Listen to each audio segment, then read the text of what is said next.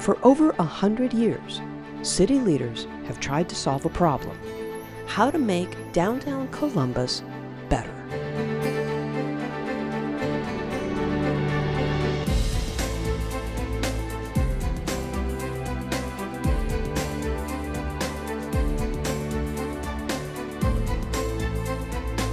I think people want to live, work, and play in an active, energetic place.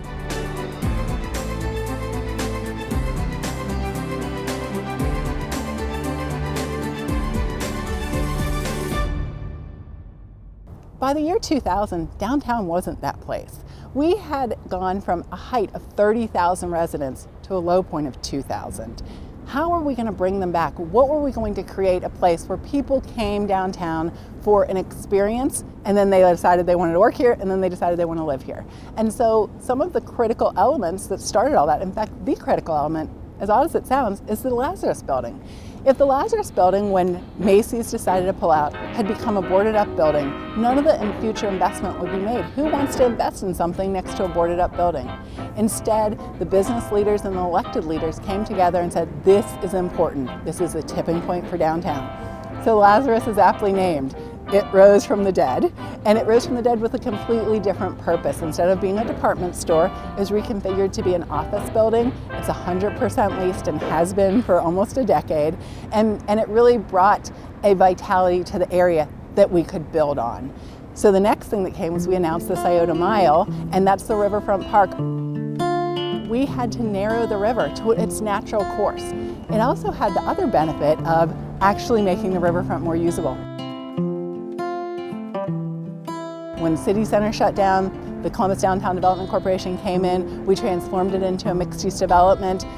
And those two parks, Columbus Commons and Scioto Mile, they galvanized or leveraged over $400 million in private investment.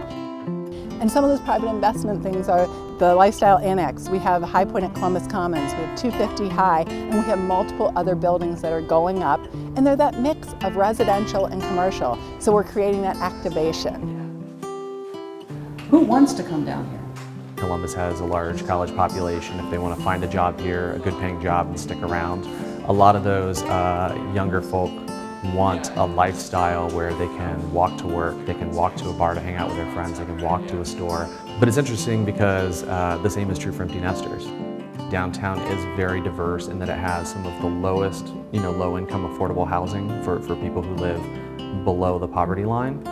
It has that population more so than other neighborhoods and other communities. It also has some of the highest end, $1 million condos, so it has both ends of the spectrum. What I think is missing, and there's a real challenge for, is serving the middle class.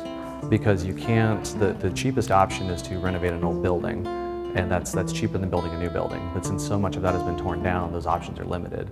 If you're looking for a starter home in the $150,000 range, that doesn't exist downtown. So what's next for downtown? There's a park going in beside COSI with underground parking. And then a new memorial. This isn't a war memorial, and it's not a military museum. It's the story and experiences of veterans. It's a 50,000 square foot museum. It's an iconic design, so it looks like it's actually floating. And then a glass system so you can see the transparency and see the beautiful nature of it. Well, the inside needs to match that iconic building outside. And what we're looking at doing is creating a narrative experience. When we talked with our veterans, they didn't say, I'm a veteran of Ohio. They said, I'm a veteran of the United States of America. And we realized there was no National Veterans Memorial. So we expanded our scope. We're seeking a national designation, and we're moving forward with the national story. So this will be the National Veterans Memorial and Museum. It's not always easy. Progress is painful, and development takes time, but we've been so fortunate to have a community that has bought into our vision because they participated in it. We've done 2 downtown strategic plans, and that set the course. We just executed.